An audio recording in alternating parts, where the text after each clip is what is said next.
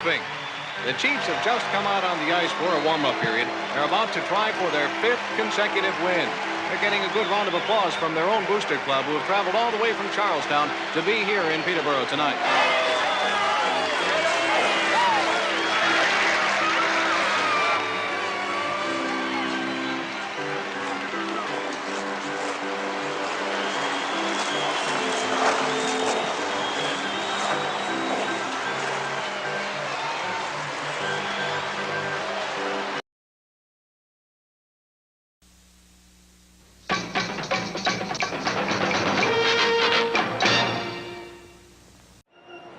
Are you a first responder, a veteran, a doctor, a nurse, a teacher, or a Let's Go Blues radio listener? Of course you are. If you're in the market to buy or sell a home, call real estate superstar Mike Burgoyne today at 314-753-4060 or email him at mike@strikewithmike.com to earn special rates today. 60 Pickleball is an industry leader in high-end pickleball paddles. Use discount code CPRICE10 to get 10% off at 60pickleball.com. Don't get stuck on the court with an inferior paddle. Go next level with 60. Have you subscribed to the LGB Minute podcast yet? It's a 5-minute weekly St. Louis Blues podcast hosted by Jeff Ponder that is released multiple times a week to fill the gap between Let's Go Blues radio episodes. Subscribe today.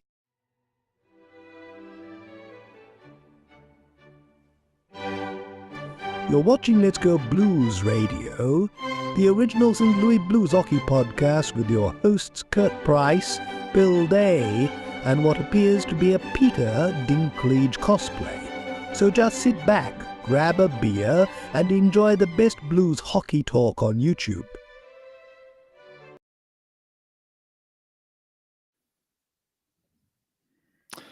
Welcome to Season 14, Episode 32 of Let's Go Blues Radio. This is episode number 513 all time of the often imitated, never duplicated.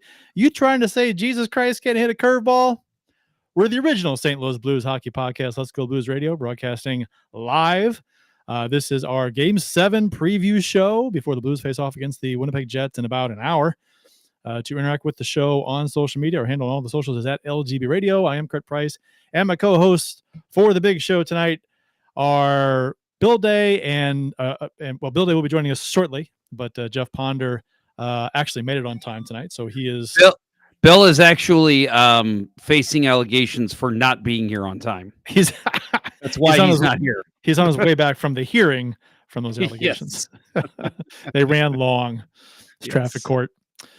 The agenda for tonight's show includes discussion about Game 7, right? And the and some incidents and games leading up to Game 7, I guess. So all that more on the latest live episode of Let's Go Blues Radio. Jeff, we're gonna have some fun in about an hour. Game 7, baby. This is what we live for.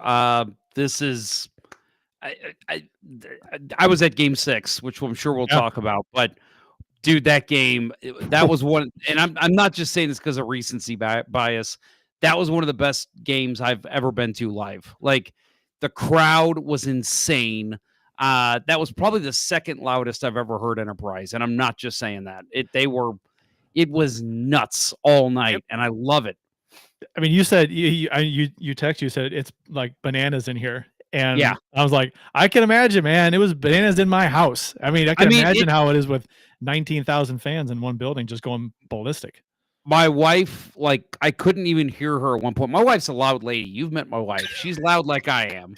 And, like, I couldn't even hear her. I kept telling her, like, speak up. I can't hear you. And she was sitting right next to me. Yeah. I mean, it was nuts. It was fantastic. And I heard that the TNT crew, somebody might have been Biz, said something along the lines of like, it's an absolute nut house at Enterprise Center. And I'm like, yes, it definitely is.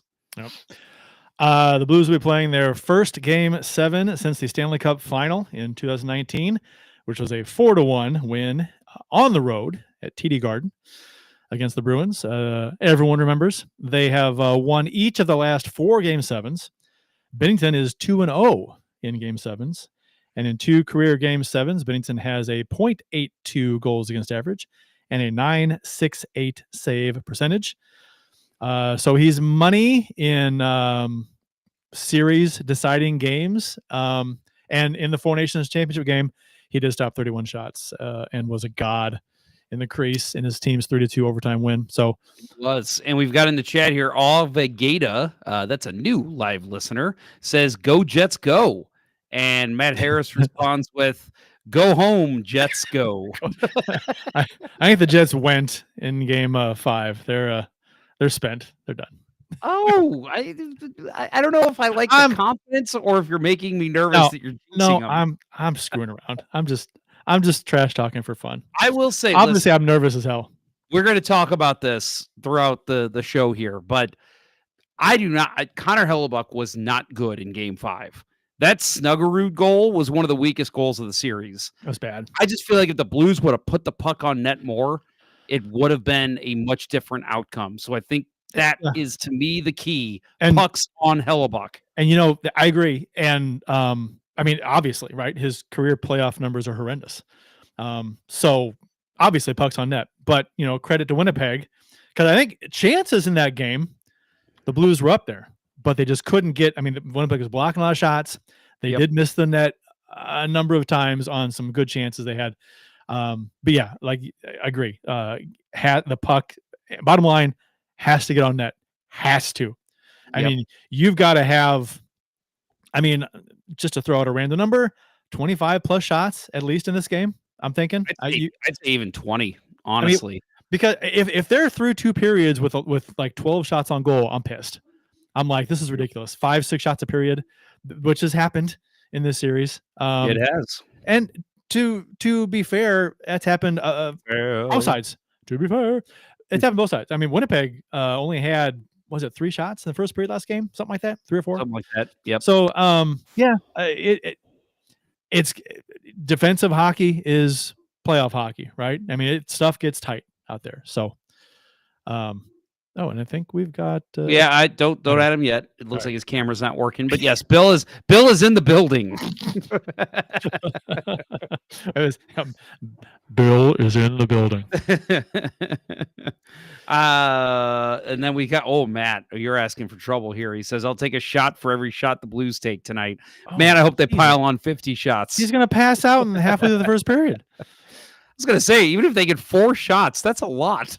I mean, you're not going to be awake for the Blues clinching in Game 7. Oh, let's get the.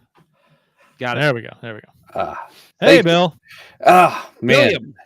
Really missed an opportunity there with the Bill has entered the building. I almost grabbed my last Fat Elvis. That would have been perfect. Oh, that would have been good. That would have been great. Haven't missed too much. Just got a Jets fan in the chat, so that's fun. Yeah. Welcome. Yeah. So just running down, getting excited about Game 7. Blues have fared well in Game 7s recently. How does this feel, Kurt? Apparently, Ken Morris says you're the Steve Ott of podcasters. Which one? The infamous Blues fan on social media that I went to high school with, Steve Ott, that Bill used to work with? How does he? I'm guessing he means the famous Steve Ott. Come on. The other Steve Ott should be famous in his own right for chasing down 2 assholes that stole a Canada jersey. That was amazing. Hockey. That was amazing. That will go down in a select circle lore, right? Same trip where your brother almost got his all destroyed by Hal Gill. Yes. And we all know the stories. That Steve Ott, friend of ours, Steve Ott, that story. Yeah, somebody stole or took someone's Canada Labatt Blue jersey and took off. It was after the Team Canada, Team USA game in Columbus. And he ran down the street, chased him down, and I assume wrestled it back from him and then brought it back into the bar to like a hero's welcome. So that was pretty cool. Yeah, it was pretty awesome. What channel is the game on? Is it TBS? Well, on Sports? No. It should be on Bally's, but not Bally's. FanDuel. FanDuel. If you choose to watch that broadcast, I haven't even chose to turn on TBS. Are they simulcasting or is it just on FanDuel? No, they've been broadcasting every game. I have not watched a single second. I haven't either. After game 1 of FanDuel because it was getting to me a little too much. Gotcha. Yeah, I just think it's funny, by the way, that I called it Fox Sports, then Kurt called it Bally's, and we had to be corrected. We were both incorrect. We should call Enterprise Center Kiel Center. Kiel Sports, right? It's Kiel Sports. Let's call it Kiel, and then we'll call it Savis. No, Scottrade. No, Enterprise. Let's just call it Riverport. Yeah, that's what I was going to say. It's Riverport Sports. It's always Riverport to me. It should always be the arena. That'd be kind of cool. Although, yeah, true. The Blues do hold a 10-8 record in Game 7s in franchise history, including a 5-6 record on the road. So, and St. Louis could become the 5th straight team to win a Game 7 against the President's Trophy winners, with opposing teams holding a 7-3 record in Game 7s against the league's top team over the past 20 years. So, we're outside of the sample size. That includes the 2000 Blues, right? It has to. 20 years? No, 20 years. Oh. We're outside that sample size. But you could go back a few more years, and the Blues would be in that. Yeah. Let's not talk about that, though. Yeah. No. That would help exercise some of the demons from that year, maybe a little bit. I think all those demons were exercised in 19, personally. Yeah, I mean, that's you talk about something that wiped the slate clean from all the past frustrations, right? Yep. Whew. I agree. I almost want to go back and repair that hole in my floor that Bill put in with his fist when Nolan scored from outside the blue line on Turek. Your family doesn't own that property anymore, do they? No, I don't think so. I hope not. I still just don't get why Turek jumped. I know. He jumped to make that save. What are you doing? I know exactly why he jumped. You couldn't see it. He was a bad goalie. I was waiting for it. I guess, not being a goalie, but based on, so I assume he was just kind of assuming the period was going to be over. It was 10 seconds to go. And I don't think he was expecting a shot, and it came in high, and he was down low, and he just jumped up. I don't know. Reaction. Just a bad look. Just a bad look. Never. You're a 6'4" goalie, and you're jumping to save a shot on net. Makes no sense. My daughter and I literally watched that goal the other night, like 2 nights ago. She was asking about it. I said, I'll show you. It's painful. I'll show you. I'll admit that one does still haunt me as a kid. That was my 15th birthday. Yeah. I know I've told the story a million times, but yeah, that was a game where I was like, this is the start of the cup run. They're going to win this one. They're going to go on a tear. Nope. That was the year that Jamal Mayers, didn't he shave the tiger? Yeah. The tiger dyes stripes. Yes, tiger and the stripes in his eyebrows. Yeah, they were. It's sad to say that Blues team was probably way too cocky. Yeah. Going in. Yeah, they were. So, and it bit them. Well, and losing Dimitro really hurt them too. I think if they would have had one of their leading scorers, I think it would have been a different series. True. That's what Winnipeg fans will be saying in 20 years about losing Scheifele. That's a nice little segue. We can take our quick little commercial break here before we get into the Scheifele talk and Cam Fowler's dominance in this series. But yeah, where's that? There it is. I couldn't find it. You're listening to Let's Go Blues Radio with Kurt, Bill, and Jeff. We'll return after these messages. As a hockey player, Mike Burgoyne knows a thing or two about making the perfect play. And when it comes to real estate, he's always ready to score the winning goal for his clients. If you're a first responder, a veteran, a doctor, a nurse, a teacher, or a Let's Go Blues Radio listener looking to score the home of your dreams, you'll receive special rates with Mike. Go ahead, shoot some questions his way, and he'll have the answer quicker than Curtis Joseph on a breakaway. Curtis Joseph got the pedal down! Any barriers? Mike will mow them down like Chris Pronger in front of the net. He'll score you your dream home or sell your existing home faster than a Brett Hall one-timer. Put past the Hall, he shoots, he scores! See Burgoyne's real estate prowess in action today by emailing him at mike@strikewithmike.com or by calling 314-753-4060. That email again is mike@strikewithmike.com, and that phone number is 314-753-4060. Getting Mike Burgoyne on your team will be the boost your power play needs. The battle for the top spot in the league is on the line. Many warriors have entered the concrete jungle, but when the smoke clears, only one will remain. They all want it, but only one shall have it. Hide your children, lock your doors. Those with weak stomachs should almost certainly look away. This is Big Boy Pickleball. You have been warned.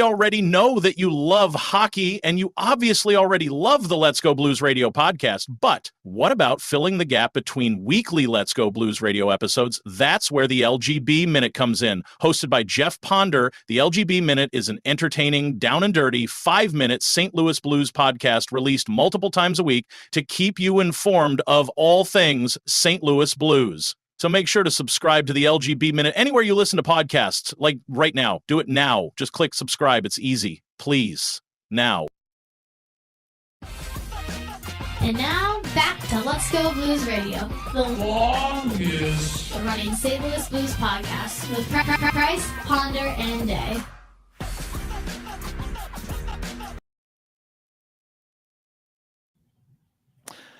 So the talk of the internet since Game 5 has been Schen's hit on Scheifele. So I almost wanted to do a show, a post-game show after that game, just to talk about this play. So the Jets color commentator, Kevin Sawyer, said on TSN that he felt the hit was late and high. He was also complaining about Scheifele being targeted in this series, being hit 16 times through his injury in Game 5 until he left. Everyone, and Jeff and I talked about this before the show, everyone has been getting hit in this series. It's not just Scheifele. He's not being picked on and no one else is being hit. Everybody's getting hit. It's a rough series. Yep. And I'm gonna steal something from my friends over at the Puck Podcast. Shout out to Eddie Garcia and Doug Stolhand. They typically do something called Puck Podcast Theater, where they reenact a moment that happened behind the scenes or either in the press conferences. I'm gonna add a little flair to it, though. We're gonna do a Let's Go Blues Radio Theater. Are we ready, folks? Let's hear it. Let's go. Kurt knows what's coming. Bill does not, because you were not here for pregame.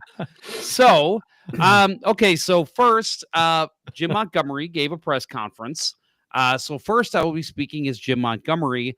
Then I will be speaking as Scott Arniel, head coach of the Winnipeg Jets. So first of all, in Game 5, after the game ended, and they were doing their coaching press conferences. Here is what Mr. Jim Montgomery had to say.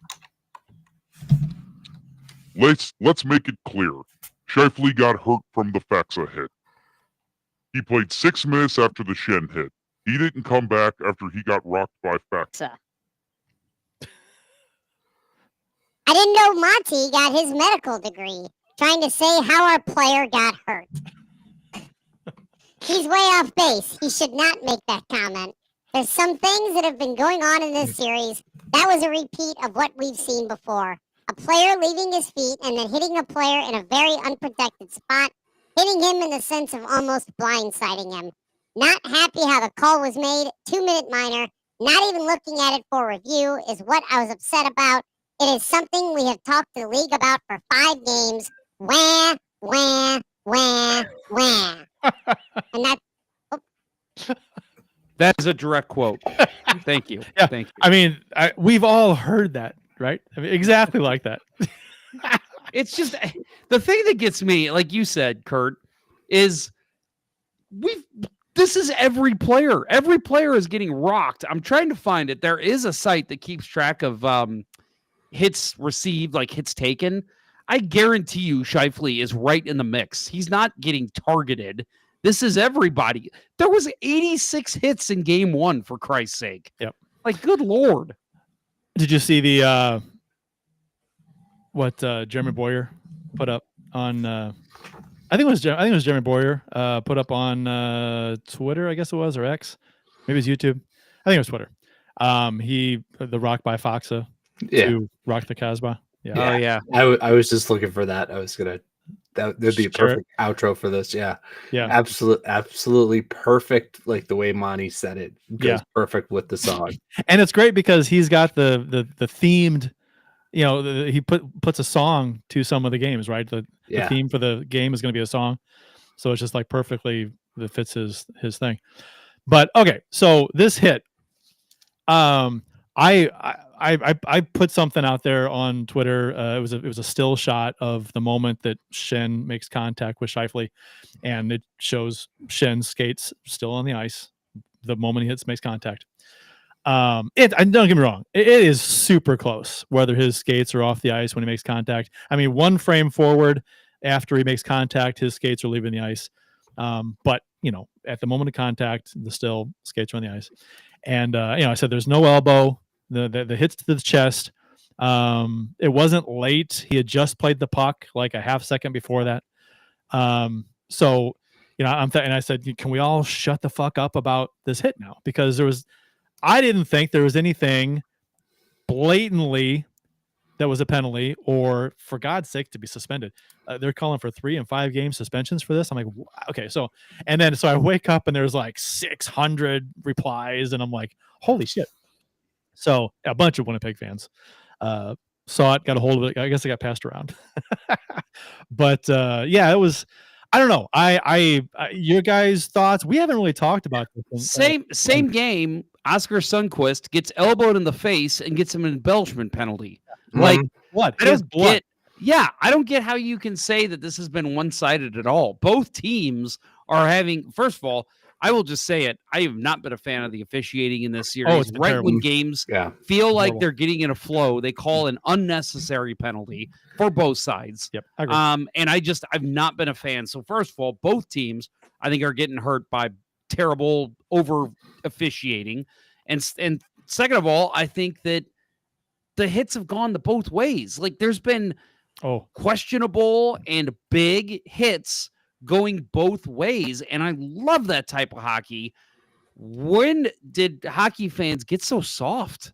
Well, give me this kind of series. I have loved this. Winnipeg's their number one center is out, so I get the anger about that situation. I get the frustration. They're missing Scheifele, big part of their offense. I get it. I get they're upset.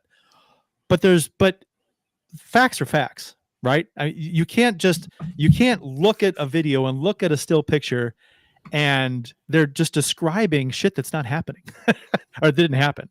And so, and like I said, it's super close. It is. But if you got to zoom in on a real tight shot on his skates to see if they're a millimeter off the ice before he makes contact, I was like, what are we doing? I mean, come on. I mean, they shouldn't be mad at Schenn or the officiating, even though the officiating that wasn't an interference call. That shouldn't have been interference. It was a reaction to a violent. Keith Price says, "Mom and Dad are listening." My brother. Oh, watch your mouth, Kurt. Yeah. Better not bring up those escapades you had in college. Hey, they know when it comes to hockey, the filters are off. They've went to plenty of my hockey games that they heard a lot of stuff. But yeah. So and Scheifele played the puck. He literally plays the puck. He chops at it, and it goes back up into Preko's pads, and then he gets rocked. So. People are calling for interference, not an interference call. It's not late. I mean, he played it and he got hit. It was violent. The problem is that it's a reactionary call. Oh my God, it's a violent hit. Got to be interference. Got to call something. So, I mean, I am stupefied at all of the people looking at the video, looking at the stills and seeing this play, and they're just saying stuff that didn't happen. I think it's a lot of the quiet crowd or the minority being loud is what's happening here, because it's a lot of minority. I think most but that's fans, what the internet does, right? Yeah, sure. I get I it. think yes. most fans that I've talked to, like I've got a friend that's a Jets fan most that I've talked to about the hit say, yeah, that was nothing. There was nothing there. Like the Jets Kevin Sawyer, Jets color commentator. He's on TSN. I know, but he's a homer, and he's gonna. Okay. And I'm not saying it's Blues okay. legend Kevin Sawyer. Yes, that's true. 6 games with the Blue Note 96. I think where's his loyalty to the Blues? Come on, man. But it's not just that. It's it's the TSN representative that works is associated with Barstool. Pollock is his last name.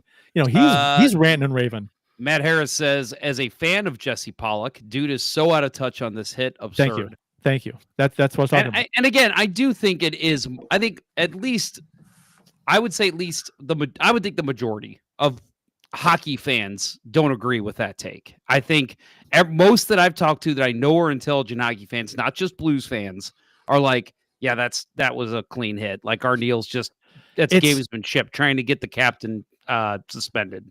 It's a violent hit. And he destroyed him. And he did. Hockey's a rough game. And sometimes guys get hurt on clean hits. I don't want to be that guy that says keep your head up. But this is literally a case of he chopped to the puck and he looked behind him a little too long. Just a fraction. And he's turning his head back around. And again, the fact that, and I know, listen, if it's a concussion, those things can take a while to develop. I get that. But for me, it's like the dude played 6 minutes after that and looked fine. And then he gets hit by Faksa and all of a sudden he's out. I'm sorry. Like don't point at a butcher's ass and call it a steak. I can't do the Tommy Boy line either. But I'd rather take his word for it. Yeah, right. All right, whatever. Like, I get for me, it's like to me, it's like, come on, man. He left the ice right after the Faksa hit. You can't tell me that was from 6 minutes of playing time ago that he got hit by Shen. That's the follow-up question that I wanted a reporter to ask. Well, why was he playing 6 minutes? If he's hurt, why did you let him go back out there? Yeah, and if it's a concussion thing, because it looks to be a concussion thing, right? So if they're saying, because he was skating when his tracksuit, right? Just doing figure eights and stuff on the ice this morning or last night, whatever it was. I think it was yesterday. Might have been today. So anyway, but that there and the online discussion is a concussion protocol. If he's going to do this light skate, and if he has headaches afterwards, it gets pushed back. When he can do stuff again. If he doesn't have headaches, he can progress to other things. So this is kind of part of concussion protocol, what he's doing. So that tells me. So Winnipeg, they say, okay, it's from the Shen hit that he was concussed. But then they put him back out there. They didn't put him in concussion protocol. They played him for 6 minutes and then took him out after the Sundqvist hit, that was another big one. That was a nasty hit. I'll tell you, if his career ends because of concussions, his lawyer has a great case right there, right? You said it was this hit, but you continued to play him. Yep. Pay him his money. That's just pay the man his money. Yep. Yeah, I don't. They're making a weird argument there, right? So that doesn't make any sense to me. Right. You're basically saying we put him back out there with a concussion, which is that's not cool either. Right. It's to me, it's the propaganda, right? Of it's what you do. It's the coach spinning it to get his players and his fan base riled up, and just dumb. It's also trying to work the officials too. I'm thinking it is. It was trying to get Shen at least a fine of some sorts. I'm sorry, that's a clean. That was clean. I'm okay with him calling it 2 minutes because he left his feet a little bit.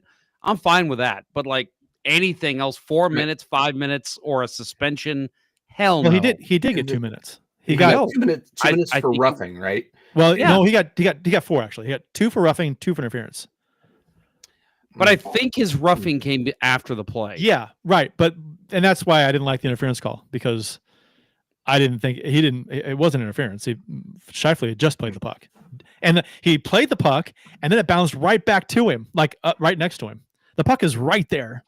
So, I'm just saying. It's unfortunate for Scheifele. I'm not going to fight every battle. I'm okay with conceding a 2-minute penalty on that hit. Mm-hmm. Even though when I heard there was a penalty called, I threw my arms up and I was like, for hitting? Yeah, I'm not okay with it because I don't think there should have been one. But Yeah. So on the officiating front tonight, so we have Jean Hebert, who was in the last game. He officiated here in St. Louis, and he'll be joined by Gord Dwyer. So good news for us is we don't have to go through the Kelly Sutherland gong show again. That guy, I used to like him, used to respect him. He's the guy that coined the phrase "you paid the Marty tax" when Brodeur was playing with the Blues, and somebody hit him behind the net and got beat up, and he didn't call a penalty. So but he's the kind of ref that makes the game about himself. So Jean Hebert, a little worried about him, but we'll see. As long as we don't have Sutherland or Chris Rooney, I'm pretty good with it. But apparently the Blues are winless when both of these gentlemen are at the helm of the refereeing. That's great. Yeah. So let's break that trend, huh? Yeah. Is that from Scouting the Refs? Yes. Yeah. I love that site. Those are good people. Yes. Great people. They're doing the Lord's work. They are. The Lord's work. So the projected lineups. Hang on, before we get into that, we haven't even brought up the fact that tonight is a first in Let's Go Blues Radio history. Oh. We will be back at postgame. We're doing 2 shows today. So the game's over, barring a 6 overtime game that goes till 1 a.m. Yeah. If that happens, we're gonna postpone the postgame show and we'll just do our regular show, I guess. Yeah. Imagine us going live at like 3 a.m. tonight. Like, it's not happening. Can you imagine a 6 overtime game 7? Holy hell. No, I don't think my heart can take it. I'll be dead. Definitely not. Definitely No. I tell people that, oh my God, that maybe there aren't Blues fans. Oh my God, game 7 against Dallas. That must have been amazing. Double overtime, Maroons goal. I'm like, no. Okay. After it was over, yeah, it was amazing. But during the whole game and overtime, it was painful. It was just stressful and painful, and I'm like having a heart attack every 30 seconds. I was sitting like this, like I was like curled up in a ball on my couch. I was so like, oh my God, every shot I'm like, oh. I know. No, the third period of Game 6 of this series, like no being. Both of my dogs were like, yeah, we're not coming downstairs. It was like somebody, there was a controller attached to my spine and I was just like fidgeting the whole time. So I can't imagine how I'm going to be tonight, but and I'll add too, Bill, you were not here for this. Bill or Kurt and I agreed we're not going right up to puck drop for this one. Yeah. Let's end it fairly quicker so I can go use the bathroom, make sure I'm in my seat by the start of the game. About 6 o'clock. Give or take. Yeah. So. I've still got to order dinner and all that stuff. So puck drop won't be like 6:15 or something. So yep, I'm good with that. But in the event of a Blues victory, I will be doing victory whiskey. I hope you guys will join me. Okay. We're bringing I back think I have some. The old cross-check raise thing from the 2019 run. I have some Chris Pronger whiskey that I hear is not very good, but it is not. But I think that might be the only whiskey in the house. For you know me what as well. though? I'm not a whiskey guy anyway. It all kind of tastes the same to me. I'm not so I'm like whatever, doesn't matter. I disagree, but yes, you disagree that I think all whiskey tastes the same to me. I disagree. Yes, that's exactly what it is. That's what I think. I've been inside your head and I disagree. Okay. That's the voice I hear. Yep. Okay. So Rutherford just like 5 minutes ago posted the lineups for tonight, projected lineups. Apparently Joseph is in. Texte is out. So Buchnevich, Thomas, Kyrou, Neighbors, Shen, Snuggerud, Joseph, Sundqvist, Bolduc, Toropchenko, Foxa, Walker. And then on defense, Fowler, Pareko, Broberg, Falk, Suterletti, and you want to Joel Hofer in net. Starting to go for the Blues? Yeah, I know. I can't believe Joel Hofer's in. What are they doing? You talk about overthinking the coaching decision. Putting Joel Hofer in tonight. Oh my God, I would lose my mind. Hey, our friend Vanessa Graff says, "May the 4th be with the Blues. Let's get that W." Yes. By the way, we do not need to get into politics, but did you guys see what Trump posted today? No, I saw the Pope thing he posted. It was him. It's him as a jacked Oh, I saw that. I just see that. He's basically a Sith Lord because he's holding the red lightsaber. He is a Sith Lord. Yeah. And his thing was about how all the evil's on the left side and how we need to expunge the evil, get rid of the evil. And I'm like, motherfucker, you're holding a Sith lightsaber. And well, only a Sith deals in absolutes, Jeff. That's true. So, That's true. Sorry, that is all I'll say about politics. I just found that so hip. If there's one thing you can say about Trump, he does deal in absolutes. It's always the best anyone's ever seen, or no one's ever seen anything like it. Hey, I've always said that if I was force sensitive, I would be Sith. So I am not blaming you, Donald. I'm just saying, lean into it. All right. I think he is. I don't think he can lean any harder. All right. So, what was I talking about? Oh, Binnington's in that. Okay. So, Binnington and Hellebuyck in this series. Hellebuyck has been terrible. Binnington has been, I hadn't really looked at the save percentage of the series. It's 8.97. It's 109. I would have expected higher this series, but 15 goals against for him, 2.5 goals against average. But he's allowed 10 goals in Winnipeg in the 3 games there so far. Hellebuyck has only faced 20.7 shots per game. He's allowed 23 goals against the series, 3.8 GAA. But his home stats in the series, he's 2-0, 8.97 save percentage, the exact same as Binnington's for the entire series, and he has a 2.00 GAA. So he has played better at home. Granted, it hasn't been tested a ton at home. I'll tell you the exact same thing that I said before the show. And Bill, I'm interested to get your take as well. I don't think Hellebuyck had a good game 5. I think the Jets defense played very well. And I felt the Blues did not press enough to get more chances on them. And again, I go back to the Snuggerud goal. Horrible goal to give up. Horrible timing. And I just felt like he was shaky the whole game. So I feel like to say he's played better at home, yes. Games 1 and 2 especially. Game 5, I think it was more the Blues not getting shots on him. Yeah, 100%. Right? They had what was the tally after 2 periods? 11 shots or something like that. For the Blues, it was 9 shots. No, it was 9 shots. It was 9 shots. 9 shots after the first 2 periods, and then they got 9 in the third. Right after that Snuggerud goal went in, I expected shots from everywhere.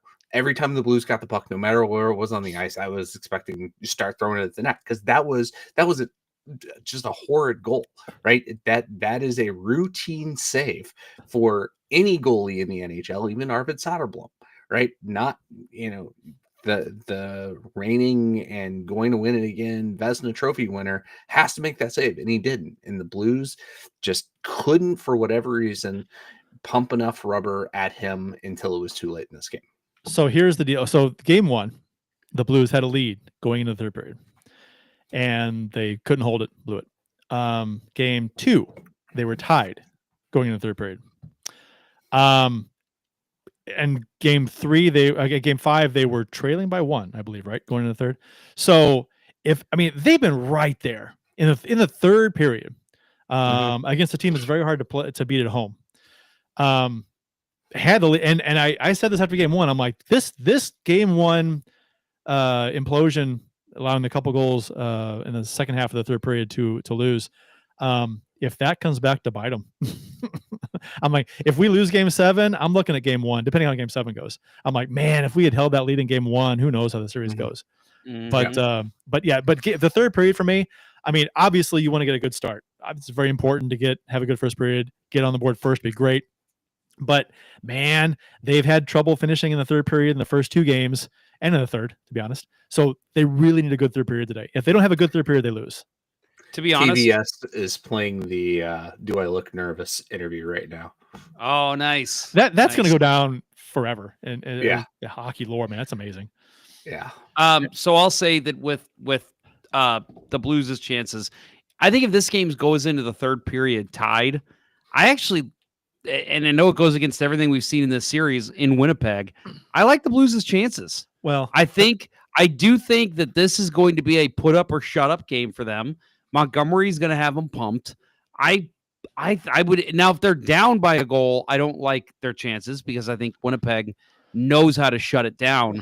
But we've seen Winnipeg have lapses throughout this series, especially with Hellebuyck in goal. So a tie game going in the third, I'm feeling pretty good as a Blues fan.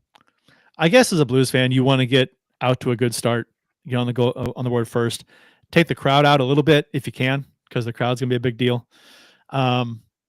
This is general playoff stuff, right? I mean, you want to get on the board first, take the crowd out, and then my God, I mean, figure out a way to get pucks through the net in the third period, or the whole game, because in Winnipeg they have not. I thought they played pretty good in game one, first two periods. And again, third period. It's a third period for me. Third period, I think they'll start fine. Hope they'll start fine. But the third period for me is where the game might be won or lost. So, Vanessa Graff in the chat says Bolduc and Kyrou will score. I'm calling it now. I hope you're right. Yeah, Bolduc's the guy that I was looking to have a strong series, and he hasn't. If he can pop one on the power play tonight, God, that would be beautiful. And, I don't know how close Dylan Holloway is, but it was running through my mind earlier today, thinking about, potential next round. Yeah. Dallas is getting a couple of key guys back, and Heiskanen and who else was out for them. But getting Holloway back and then putting Neighbors down, and Joseph coming out, Neighbors on the third line with Sundqvist and Bolduc, that's a great line. I don't think Holloway is skating yet, so that's a he concern. He is skating. He's been skating. He hasn't been participating in practice. Yeah, he's not in practice, but he is skating. Yeah. So as far as the Jets lineup goes, real quick, we've got they did pull out Logan Stanley and put back in Fleury on defense. So that's actually not good for the Blues because that dude is a massive pylon. Right. So, and he was going to do something stupid tonight. He was doing stupid shit. And God, man. That dude is a modern day Brian Marchment. And I say that because he's not as dirty because it's modern day, but he's a fucking moron. To be honest, though, game 7, you got to figure there aren't going to be maybe as many penalties. If I had to guess, I'd say game 7, they're just going to call the obvious stuff. I don't think they're going to. Logan Stanley. I hit. Logan hit hard. Does anybody want a peanut? I'm loving my new voice changer. I'm going to get a lot of use out of this. This is Winnipeg's first game 7. It's crazy. It's their first winner take all game on home ice. They went through this the other night. They didn't even have a best of 5 game 5 in their barn. That's crazy to me. Because I mean, and this goes back to when they had the Jets the first time, right? Yep. No. You're not counting that. They did. This includes when they were the original Jets? Yes. Because that's bonkers. Because I mean, they were a playoff team a number of years when they were the old Jets. They were a decent team for a while, and then they went to when they got Solani. They were good enough. Solani and Babasensa, and So this is guys. The fans there are probably just going, as we've done this a lot. Game 7s often. It seems like in our just since we've been fans, not the whole team's history even just. Right. I mean, in 2019, we took them out at home in game 6. Yep. And I was going to make a point earlier. If you go back to game 5, Adam Lowry scored 12 seconds into that game or something. So I hope the Blues have that in the memory bank. The 4 or 5 guys on this team that were still there, that it's not the end of the world if that happens, but turn the tables. And if the Blues score early on Hellebuyck, the building is going to sound like a morgue. Yeah, well, especially if it's a soft goal. I mean, would you feel as a Winnipeg Jets fan, you've got the best goalie in the world during the regular season and one of the worst goalies in the world in the playoffs? What do you expect to win? What do you expect to win in round 2 against Dallas if they win?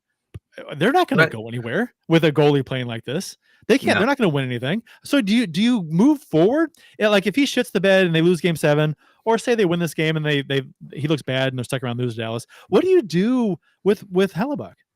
Do you keep year after year after year? He's terrible in the playoffs. You 100% have to keep him, but then you have to get a strong 1B who can spell him in the playoffs. Like Comrie is I think they said he's on his third stint with them now. So it's just a guy that they keep bringing back because of his familiarity.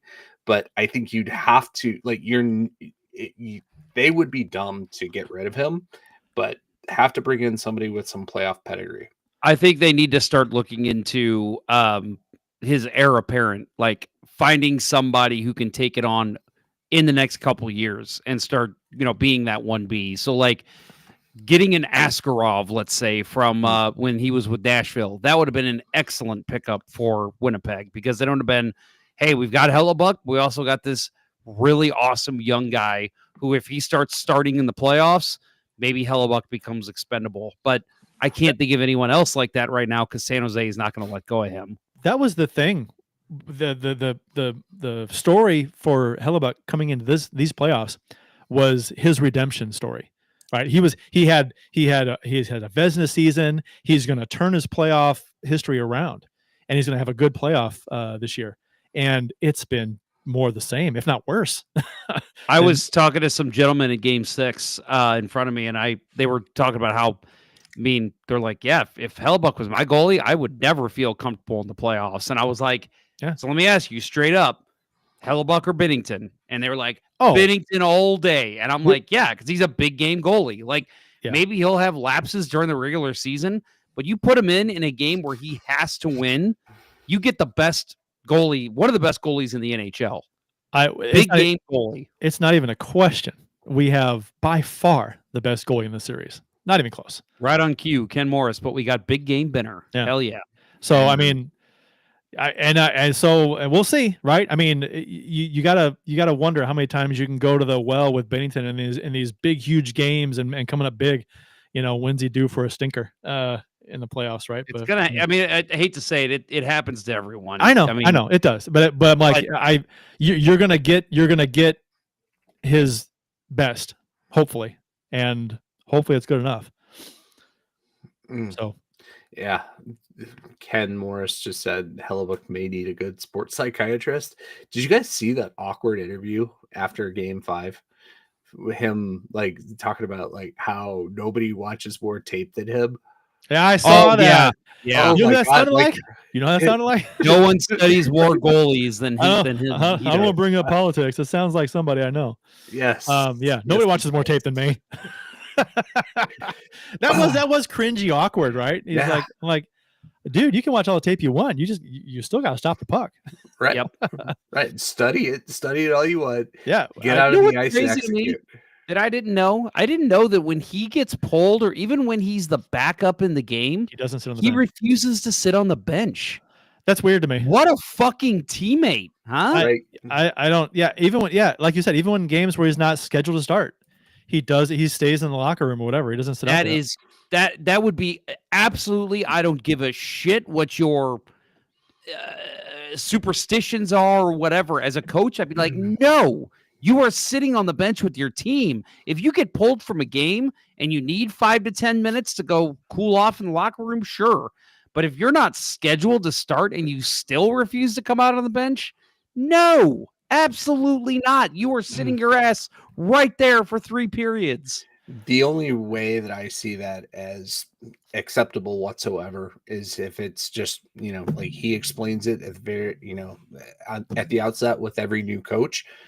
Winnipeg's been through a few of those, and says it's just part of my concentration, right? I when I get out there and I sit on the bench, too many other thoughts get clouding my head, like having to focus on team sport, whatever. I'm just saying, I think it's terrible as a guy that's picked enough splinters out of his ass in his life. It's not an acceptable thing to me. No, but it's just bizarre. And I would just, for me as a coach, I would just say, okay, well, you're a big boy. Put on your fucking big boy pants and come out and join your teammates. Like, sorry, that's part of being a goalie. I agree with you.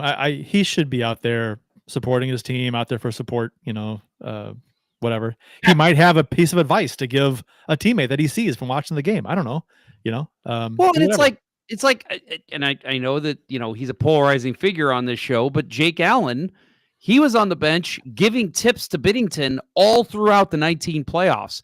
You're telling me that Eric Comrie's not doing that a little bit for you, and when he's in net, he couldn't benefit from your eye as well? Like, what the fuck, man? Like, be a teammate. I that drives me. I like Connor Hellebuyck. I actually do. It's been fun giving him shit. But as an American goalie, I'm like, I'm going to have to root for him in the Olympics, so I might as well kind of like him. But I got to tell you, that's something that really pisses me off. We should probably close up here in about 2 minutes. So what do the Blues need to do tonight to win? Go. Shoot the damn puck. Shoot the damn puck. I think they need to play very physical. We talked last show, Bill and I, about getting the forecheck going early. I know that sounds like a keys to the game, which is the most ridiculous shit on TV broadcasts, but I do think they need to get physical. They need to start the forecheck. Don't let Winnipeg start in the offensive zone. When they get that pressure, that's when it gets scary and the Blues can't clear the puck. Keep coming at them. Don't let them set up. Score some fucking goals. Get some shots on Hellebuyck. I think Blues got this one. I really do. I think it comes down to me. It's puck management. I think if they can, because when they've been frustrating me in the series, they couldn't do anything in the series. It's been because they have just not been able to handle the puck very well. They've been, they couldn't handle Winnipeg's pressure. Bad passes, which leads to not a lot of offensive zone time. Doesn't allow second chances. Poor neutral zone play.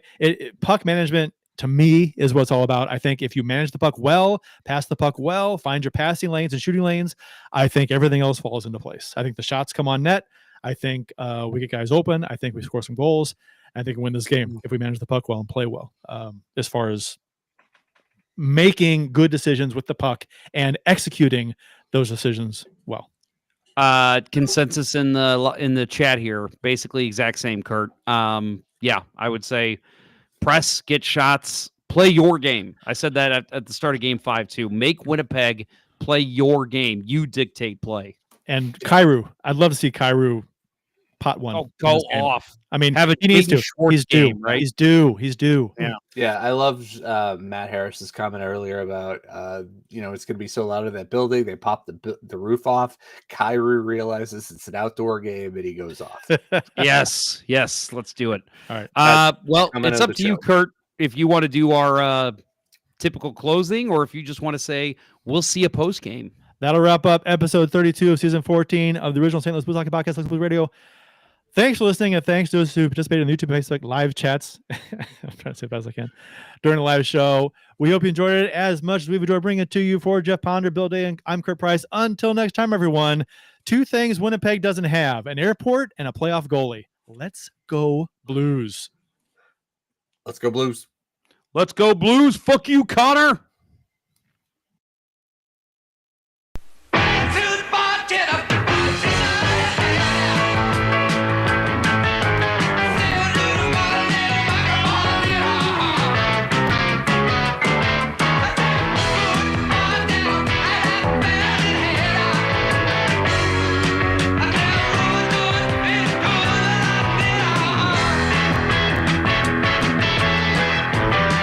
A Mark Goodson television production.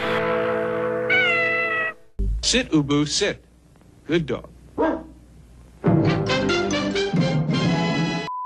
found prints! No, fingerprints. I don't think so. Kmart is more than any store you have known before. Kmart means you get quality